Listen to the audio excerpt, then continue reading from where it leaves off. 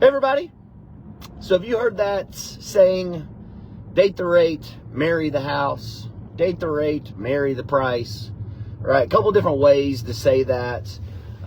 It's a very popular saying, especially in a slow market where interest rates are high. Extremely popular. It's mainly said by real estate agents and lenders because for the most part in this industry, real estate agents and lenders, we don't get paid and make no money if nobody buys and sells houses. So it's a cute little saying that sounds good and it makes sense. But I think it's individually. Does it make sense for you? Does it make sense for your friend? Does it make sense for your family member? And I think you always got to go case by case scenario because I guarantee you there's also times when it does not make sense. And ultimately, I think the biggest thing, right, of looking at this from a bird's eye view, right, they don't make more land for the most part, right? So there isn't new land. So if it's the perfect property, the perfect location, same thing with the home, right? If this is just a dream home, I mean, if this is like the home for you, buy the dang thing, you'll refinance later. Sure, I do agree with that, right? Because home might not come up for sale again. Property might not come up for sale. You may not ever find that perfect scenario. Now, for everybody, well, I'll say for everybody, for the majority of people, right, they're not really out here buying their forever home. So at that point, does it make sense just to buy, right? To date the rate and you know, buy the home. And that's where you really got to get into. I mean, interest rates being at 7% really impacts buying power. You can argue that, you know, above, especially here in East Tennessee, above $500,000 price point, or you could definitely argue that those prices are coming down. So, you know, if you're buying up in there, right, can you be upside down? And I'm not a big believer in just like buying a home being upside down. I am a big believer in, does that monthly payment work, right? Does that monthly payment work? It doesn't really matter. Like the price, what you pay is kind of like on paper. It's just a paper thing. It's more, to me, is what you pay monthly. Does it make sense? Is that within your budget? All right, great. But really diving into it, there's definitely a balance, and I think if you talk to 10 different realtors, 10 different lenders, you probably get 10 different opinions. But there's a balance of, you know, market shifts. Interest rates get really high, market gets really slow. Interest rates get really low, market gets really busy. I think everybody can agree with that. Interest rates get really low, investors come back into the game. I saw a stat the other day, and it was like, I wrote it down, and I'm going to do a video on it eventually. But stat was something like this year over year, 68% 68% less homes were bought this year by LLCs than the year before. So that tells you that investors are not investing right now, where they were before when rates were just low and they were happy to gobble up everything. But at 7% interest, if you really do, and there's free mortgage calculators out there, if you really look at it, and let's just say you're buying, I don't know, $400,000 or $500,000 house. What you really want to look at is your principal payment, right? And I'm going to estimate at the most you're probably at 15%. I think it's more so around 10 to 15% is what your principal payment is. Now, of course, you're going to have your taxes and your insurance or your escrow account. But for the most part, you could probably argue that like 75% of your payment is going to interest, meaning it doesn't help you at all. You don't get that money back. That money is what the lender makes on loaning you the money. And that's a ton, right? And so whenever I meet and talk with buyers, you know, that is a conversation I bring up. And I'm never going to push somebody to buy just because it's a paycheck for me, because I want the relationship. I want to help them. And by helping them properly, educating them properly, giving them the correct and truthful information, if it's not the right time for them to buy, I'm going to tell them that. And you know, because the ideal for me is, right, I get, you know, they have a great experience. I'm truthful with them. They will then refer to me, friends and family. That's how I really have put my business on the growth. Is a very referral business, and people know my fees. And so they know what they're getting. And usually they've, know somebody who's already worked with me. It's how they kind of got to me, in the first place.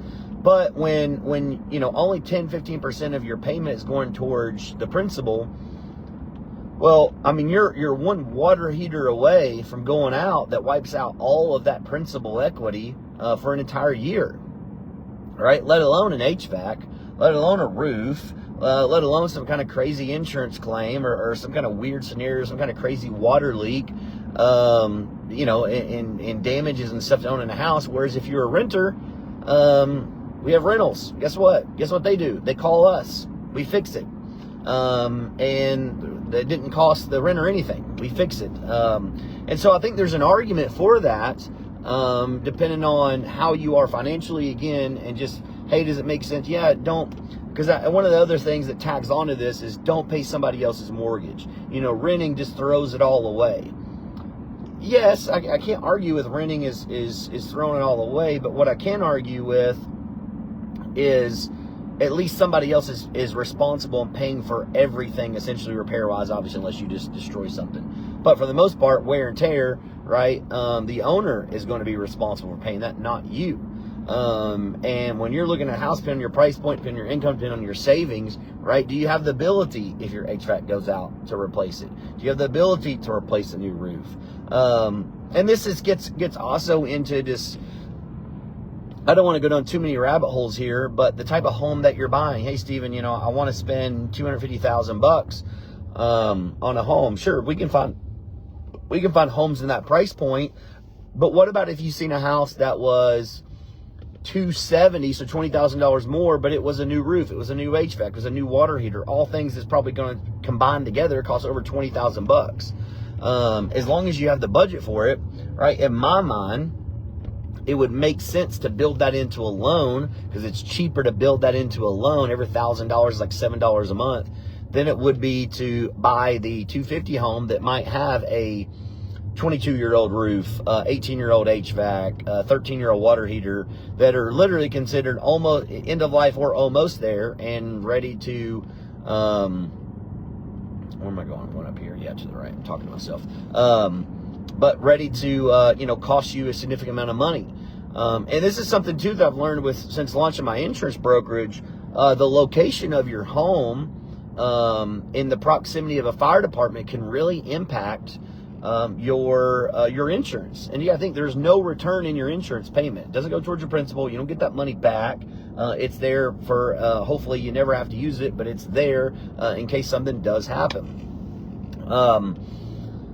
And what I mean by that is, if a home is more than 5 miles from a fire department, these insurance companies start jacking up your rate. And the further away you get, the more they're going to jack it up, because they feel, hey, if a small fire does break out, by the time you call the fire department, they're so far away, it's going to cause more damage by the time they get you to put it out. Versus if you're just 1 mile away, right, they get to you much faster. Response time.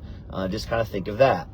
And it makes sense. And the same thing for manufactured homes. I'm a big fan of manufactured homes, especially, under $250,000. I think you can get some really high quality, nice manufactured homes. However, your insurance on a mobile home for the same price point as a stick-built home is about doubled. So if you really do the numbers, all right, well, plus your interest rate goes up about a 0.5 point higher. So, all right, well, my interest rate's 0.5 point higher. My insurance is doubled. There's a whole myth of, mobile homes decrease like buying a car. No, these mobile homes do go up in value. Now, they're not going to go up the same appreciation as the stick-built homes. And they probably do have a certain cap limit. Get me over here, guy. But they do go up. They don't go down.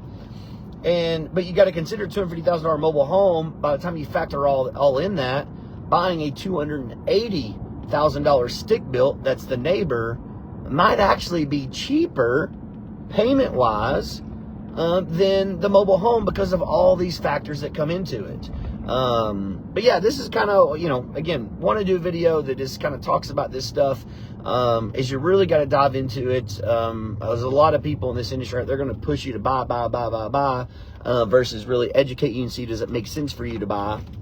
So if you ever have questions, real estate, insurance, Definitely much more of an expert in the real estate insurance, still figuring out, but I'm learning very quickly. It's been a very humbling adventure since starting the insurance brokerage in March. But I'm learning a lot. I mean, such as I didn't know that whole thing about the fire department, but it definitely makes sense. So I'm trying to actively find carriers that love writing, call it their appetite is writing a business where, hey, listen, we write remote rural homes to where we know the fire departments are, more than 5 miles away, and they don't charge you an arm and a leg for it. So I'm actively trying to find more carriers so I can help those people out. But yeah, if you ever have questions, reach out, holler, but don't always believe these little terms. You really got to talk and put pen to paper, write down numbers, see what makes sense for you.